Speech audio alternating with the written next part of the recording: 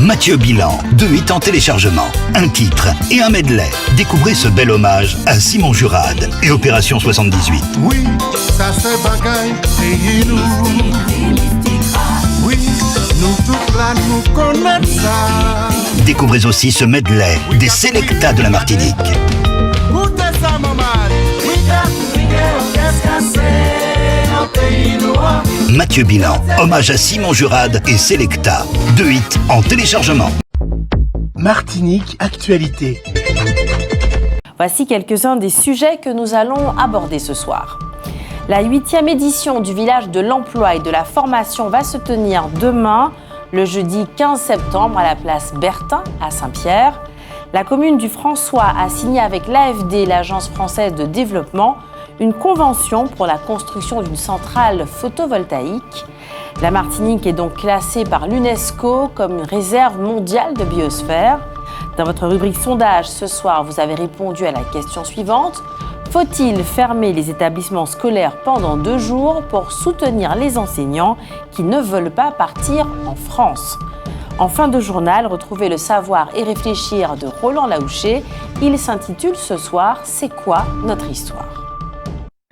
Le miel a un goût plus sucré que le sucre lui-même. Dans vos crêpes, yaourts ou desserts, il fera très bien l'affaire. On compte 50 g de miel pour 100 g de sucre. L'air aujourd'hui est de bonne qualité. Sous la présidence de la sous-préfète Madame Duquesnay, une réunion a eu lieu à la sous-préfecture de Trinité avec toutes les autorités compétentes en matière de production et de distribution de l'eau, y compris la CTM et les habitants de Morne-Capot, ces derniers qui se plaignent depuis plusieurs années de ne pas être correctement approvisionnés en eau alors qu'ils sont à proximité de l'usine de Vivet qui dessert une bonne partie de la Martinique, sont sortis satisfaits de cette réunion. Une solution d'urgence a été trouvée pour mieux les approvisionner en attendant une solution définitive. Au cours du procès de Franck Jean-Philippe qui se déroule actuellement, un témoin a traité l'accusé de crevard. Cela a déchaîné la colère d'une femme dans le public qui a agressé le témoin dans la salle des pas perdus. Cela a provoqué la suspension de l'audience qui n'a pu reprendre que lorsque cette femme a été expulsée du palais de justice. Elle n'aura plus le droit d'assister au procès. Les syndicats enseignants ont décidé de se mobiliser en faveur des enseignants qui refusent de quitter la Martinique après avoir réussi à un concours national. Une manifestation aura lieu demain, jeudi 15 septembre, devant le rectorat. La 8e édition du village de l'emploi et de la formation va se tenir demain, jeudi 15 septembre, de 8h30 à 12h30 à la salle Bertin à Saint-Pierre. Les partenaires de cette opération sont notamment la ville de Saint-Pierre, Cap-Nord, la CTM et un certain nombre d'entreprises locales, le parrain étant le préfet de Martinique. Voilà ce que disent ses promoteurs concernant ce village emploi-formation. Citons-les. En Martinique, le jeune public est particulièrement impacté par le taux de chômage important sur le territoire. Sur la zone nord de la Martinique, les jeunes sont durement confrontés à cette situation difficile de l'emploi. Ils doivent donc multiplier les rencontres avec les chefs d'entreprise, les entretiens de sélection, afin d'augmenter leurs chances d'être embauchés. Les jeunes de la zone nord doivent faire face à une autre problématique qui se caractérise par la difficulté de transport sur le nord du territoire. En effet, le transport en commun pour les jeunes est onéreux et les manifestations sur l'emploi et la formation se situent souvent sur la zone centre de la Martinique. D'où l'idée de ce village qui va en quelque sorte à leur rencontre. Une trentaine d'employeurs seront présents afin de proposer des postes dans différents domaines: commerce, services à la personne, social, hôtellerie-restauration, BTP, santé, agriculture, etc. Une offre variée pour permettre à chaque jeune de se positionner en fonction à la fois de son profil et de ses aspirations. L'État soutient cet événement important qui participe à réunir l'ensemble des partenaires économiques et institutionnels du territoire autour d'une même priorité, l'insertion, le devenir de la jeunesse. Les jeunes âgés de 16 à 25 ans des 18 communes du Nord en recherche d'emploi ou de formation sont attendus nombreux sur cette manifestation importante qui permettra à ceux qui ne sont pas inscrits dans le circuit scolaire de trouver une voie d'avenir. Notons que plus de 2000 jeunes ont été invités. Ce mercredi 14 septembre, la ville du Marigot propose à 18h à l'espace Michel Renard une conférence débat animée par Pascal Safache sur la thématique Sargasses, fléau environnemental aux origines humaines. L'ADI, l'Association pour le droit à l'initiative économique, recherche actuellement des bénévoles. La délégation sénatoriale aux Outre-mer va se déplacer à Saint-Pierre-et-Miquelon du 18 au 22 septembre prochain dans le cadre de ses travaux sur la gestion des déchets dans les territoires ultramarins. Nous vous en avons parlé, transition énergétique oblige le mercredi 7 septembre à la salle des délibérations de l'Hôtel de Ville, la commune du François, a signé avec l'AFD, l'Agence française de développement, une convention de prêt d'un montant de 2,5 millions d'euros pour la construction d'une centrale photovoltaïque. Il s'agira de la première ferme photovoltaïque publique des Antilles, installée sur le site très ensoleillé de l'ancienne décharge réhabilitée de la Pointe-Courchet. Cette ferme entre dans le cadre du programme de développement des énergies renouvelables plein air de la ville. Sa construction débutera à la fin de cette année et dans 1 an à peu près, elle devrait permettre d'alimenter 600 foyers, mais aussi de réduire la facture énergétique. Le projet devrait générer un chiffre d'affaires de 350 000 euros. Des recettes de 90 000 euros nets par an permettront de rembourser le prêt sur 20 ans, ainsi que les frais de rénovation de l'éclairage public qui fait l'objet d'une seconde convention. Bien entendu, et le maire insiste sur ce point, cette opération financière exigera une grande rigueur dans la gestion financière de la collectivité. Notons qu'un des autres intérêts de la ferme photovoltaïque, c'est qu'elle constituera un excellent outil pédagogique pour sensibiliser les enfants de la commune, voire de toute la Martinique, aux économies d'énergie.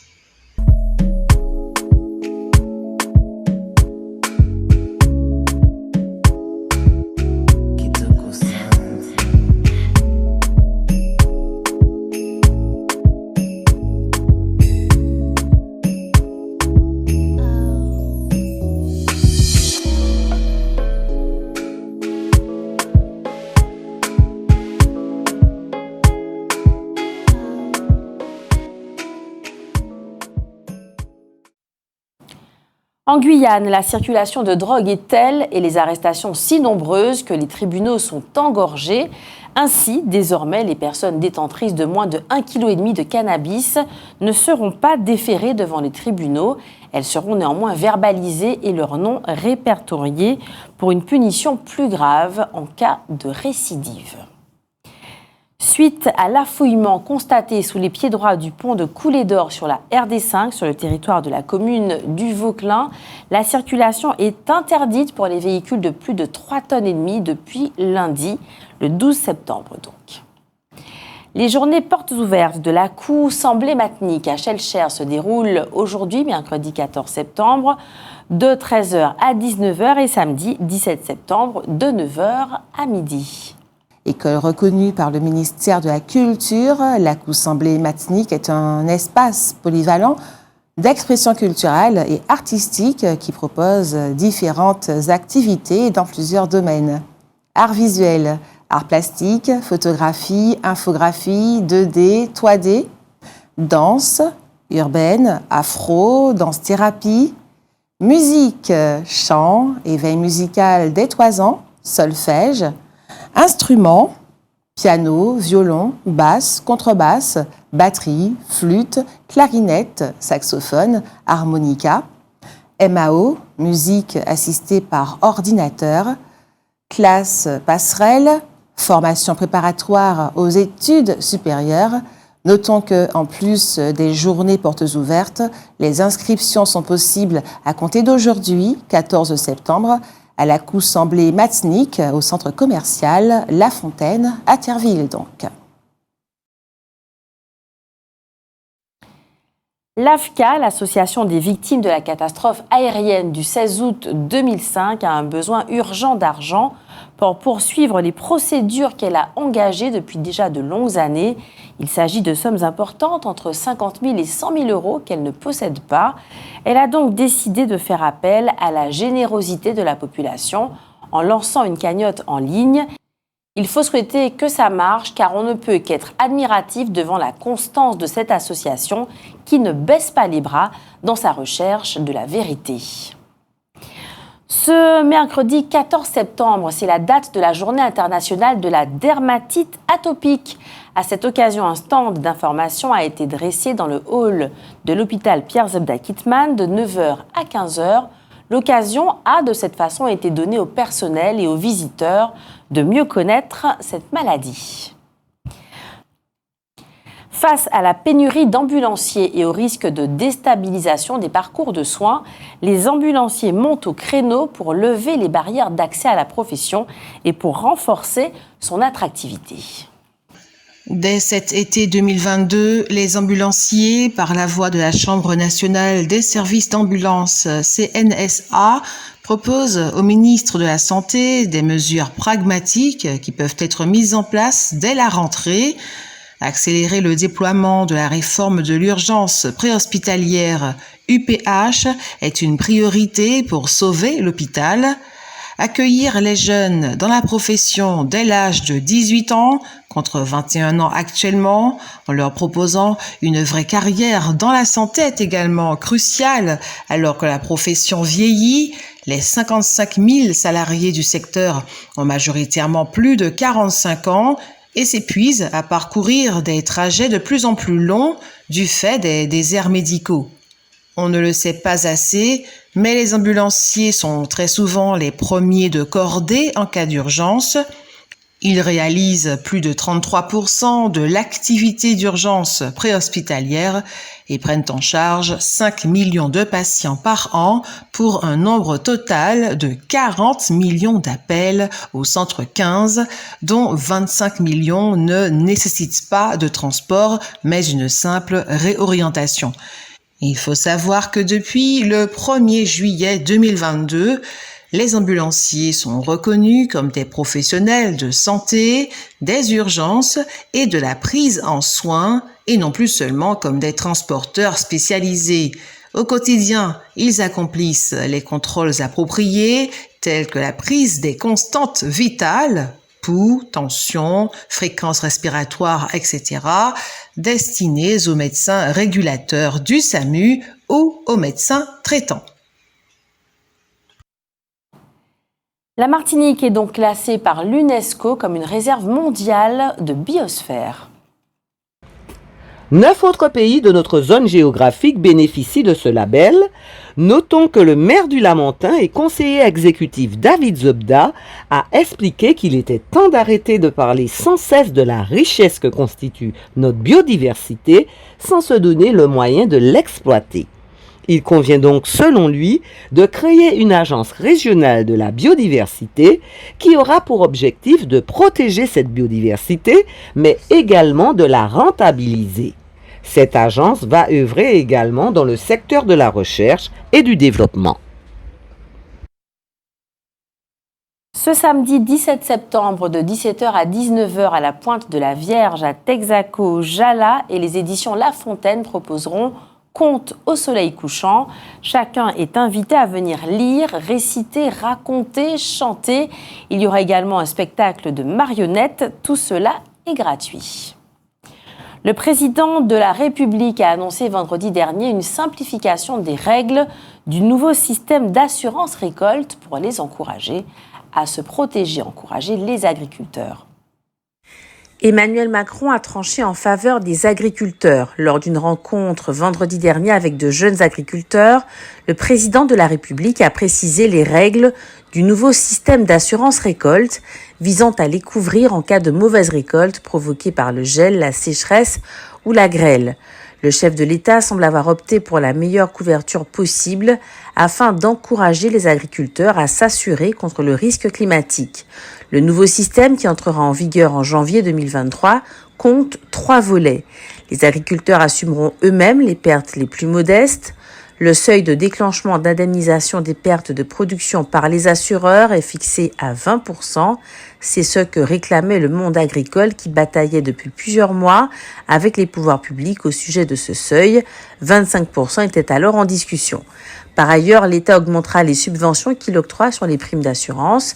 Elles représenteront 70% du montant au lieu de 65% aujourd'hui.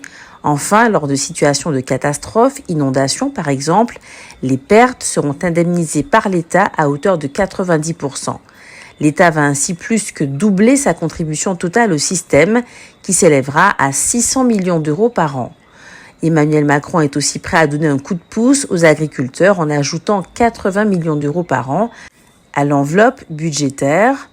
Durement frappés par le gel l'an dernier, la canicule et la sécheresse cette année, les agriculteurs attendaient de l'État une réforme de l'assurance récolte qui encourage ceux qui ne sont pas encore assurés, 35% pour l'instant le sont, à enfin franchir le pas en échange d'une meilleure prise en charge garantissant la pérennité de leurs entreprises. Si on se réfère au nombre d'appels des familles pour obtenir un hébergement d'urgence sans l'obtenir, 1658 élèves sont sans toit en France hexagonale. Ils étaient 890 en début d'année, soit une augmentation de 86% en l'espace de 8 mois. La Première ministre a annoncé le versement d'un fonds vert de 1,5 milliard d'euros aux collectivités.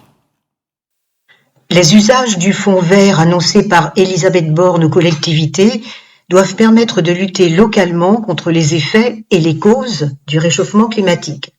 Plusieurs volets d'action sont cités par la Première ministre, dont la réhabilitation des friches pour limiter l'étalement urbain et la rénovation énergétique des bâtiments publics comme les écoles, par exemple. Autre objectif, ramener de la nature dans la ville pour limiter les îlots de chaleur. Le fonctionnement du fonds n'a pas encore été détaillé.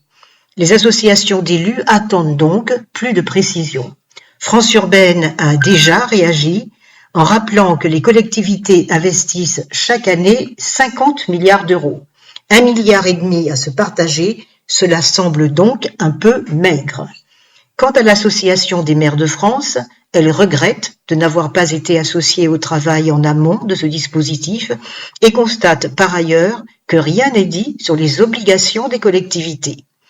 Ajoutons que d'ici fin septembre, un projet de loi sur l'accélération des énergies renouvelables est attendu. Enfin, Elisabeth Borne promet avant la fin de l'année un plan d'action de plus long terme sur la planification écologique. L'entraîneur du Paris Saint-Germain, Christophe Galtier, s'enthousiasme de la forme éblouissante de Neymar actuellement. Le quotidien de La Réunion a décidé de ne pas rendre compte de la Coupe du monde de football au Qatar.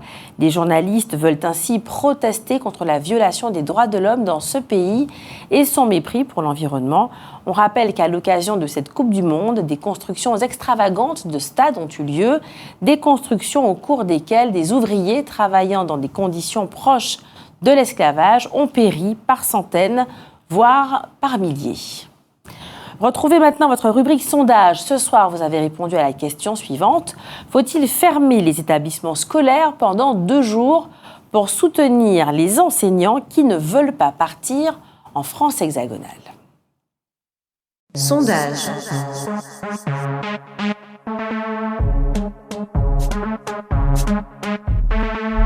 Sondage.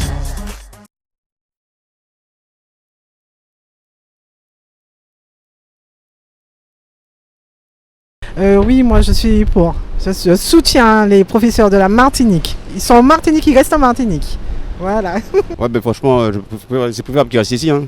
Comme ça, même pour les enfants, ça va les aider à. Enfin, pour eux, c'est bien. Enfin, pour moi, personnellement, je trouve ça que c'est bien.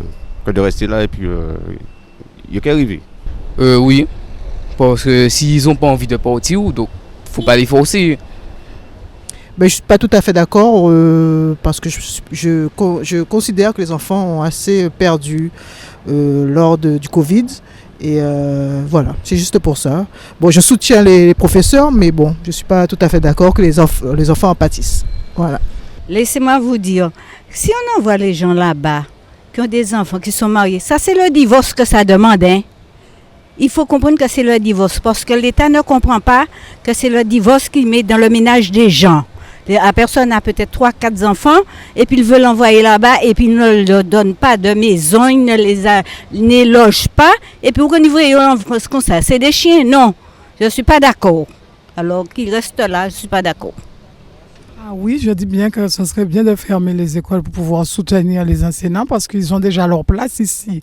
Ils se sont mis en condition ici. On ne peut pas les forcer à aller là-bas et pour pouvoir exercer leur métier qu'ils aiment en tant qu'antillais ou pas, martiniquais ou pas, ils ont le droit de rester ici. Si on pouvait leur donner une force et les encourager et pour pouvoir fermer les écoles pendant 2 jours pour accélérer les choses et mettre ça bien comme il faut, moi je dis que je les soutiens et j'espère de tout cœur qu'ils pourront rester ici. Voilà.